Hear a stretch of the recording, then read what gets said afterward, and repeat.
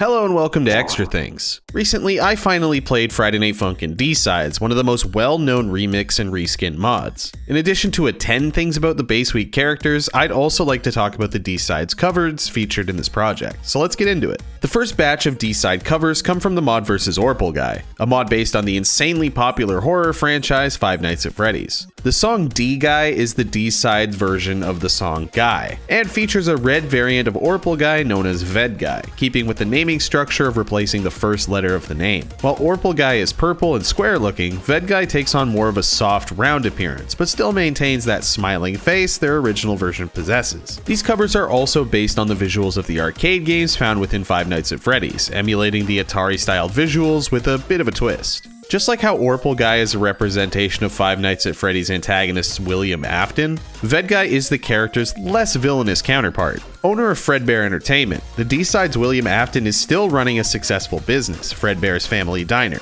and simply wants to bring joy to children through his business. There is, however, someone who stands in his way. The song Lore is a cover of another Orpal Guy track of the same name, which features the D-Side rendition of everyone's favorite game theorist, MatPat. Known simply as Mac, this crazed conspiracy theorist accosts and harasses Ved Guy to the point of him having to phone his friend Police Guy. Mac's appearance is largely based on the Always Sunny in Philadelphia character Charlie, specifically the scene in Sweet D Has a Heart Attack, in which Charlie claims a person named Pepe Sylvia does not exist. Just like Charlie, Mac's theories are baseless and often written off by those who hear them, a complete opposite to MatPat, whose theories are widely accepted as fact. A section of the D-Side's lore doc states that Mac was once a crew member on a spaceship that flew through a ton of wormholes, in reference to MatPat's appearance in the Choose Your Own Adventure video series In Space with Markiplier. The police guy that breaks through the window partway through the song has vocals that are sampled from the phone calls in Five Nights at Freddy's 3, a character that was voiced by series creator Scott Cawthon. While the original character was simply a phone, the D-Side's variant is an entire person with a suspiciously phone-shaped head.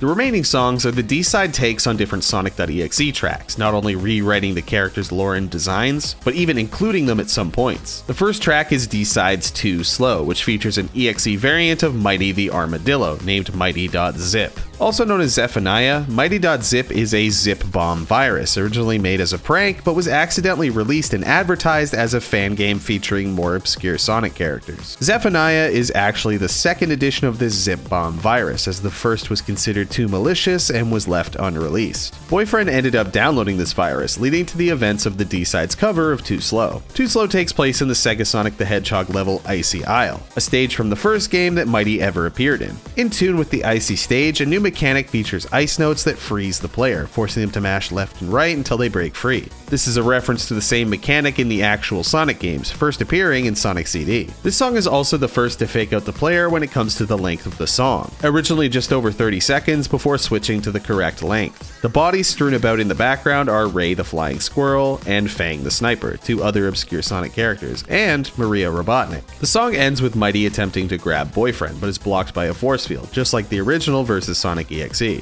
Tenma Mighty is the D-Side's version of Majin Sonic. Just like Majin, the word Tenma can be translated to demon or evil spirit from Japanese. Tenma Mighty is still a shadowy, unsettling figure like Majin, but has more of a clown aesthetic. Tenma is the opponent in the song Endless, which takes the moving arrows mechanic from Sonic.exe and cranks it up to 11. At one point near the end of the song, the notes form an infinity symbol, in reference to the phrase, "fun is infinite." The stage takes place in a futuristic-looking cityscape, with giant aloft girders and a huge CD taking up the foreground. Originally, Tenma needed to be unlocked by pressing space on certain cassette tapes in a certain order, 4, 6, 1, 2, 2, 5, which is the original sound test code for Sonic CD that would get the Majin Sonic image to appear. Attempting to play Endless through the debug menu instead of unlocking it will result in Tenma sending you the message, "Nice try," before closing the game. The next EXE cover is Cycles, which features God Z as its main antagonist. According to the lore doc, God Z is an actual demon that was summoned and trapped within the digital world, being forced to make games for Sega in the 90s against his will. After being left behind by the company, God Z took the worlds he made for them and shifted them to be more to his liking.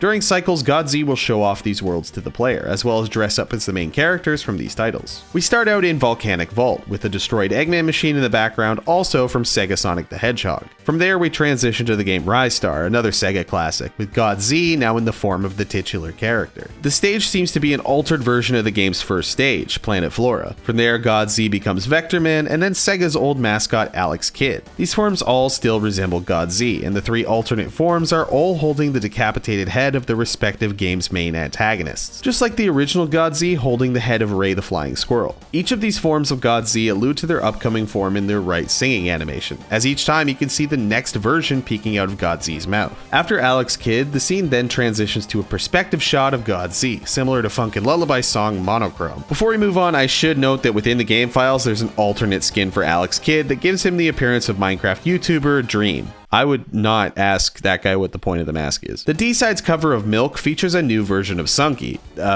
Sunky mostly retains his appearance from vs. Sonic EXE, sporting their iconic bowl of cereal and milk, but now has purple fur, frosted quills, and frosted shoes. The player takes on the role of D-Sides Robotnik, who based on the appearance of Maria in Too Slow, has swapped color palettes with his cousin. Partway through the song, Robotnik kicks Sunky through a brick wall, but is confronted by Mighty, a sort of Sunky variant of Mighty.Zip. The soul of Robotnik's shoe says "The Hedgehog Kicker, copyright Eggman." Mighty also kicks Robotnik out of the scene near the end of the track, with their flying away animation being a reference to Sonic Mania, before Mighty themselves is punched away by a real fist. Though it isn't seen in the song, within the game files is an image called a real Family Guy.png, which features Mighty fallen over in the default Family Guy pose. And finally, the most recent update, version 2.7, has added the song God Feast. God Feast features both vs. Sonic.exe characters as well as their D-Side variants sitting down for a Thanksgiving feast. The opening cutscene reveals that the D-Side characters have invited the originals over for Thanksgiving, but want to say a few words before digging into their roasted flicky. All of the characters have dressed up in their Sunday best, implying that this event means a lot to them. The infinity symbol on Majin Sonic's hat is a reference to their song Endless, and the partially blue contents of its plate is a reference to the limited edition Sonic Curry.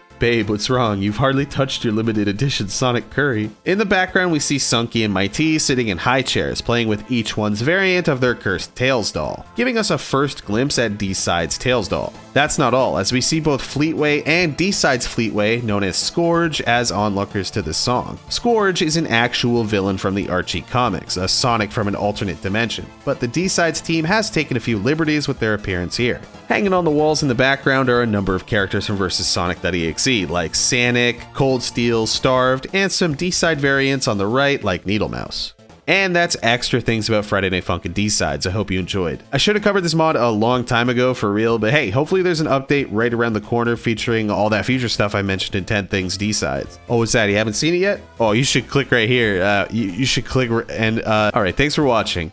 Until next time.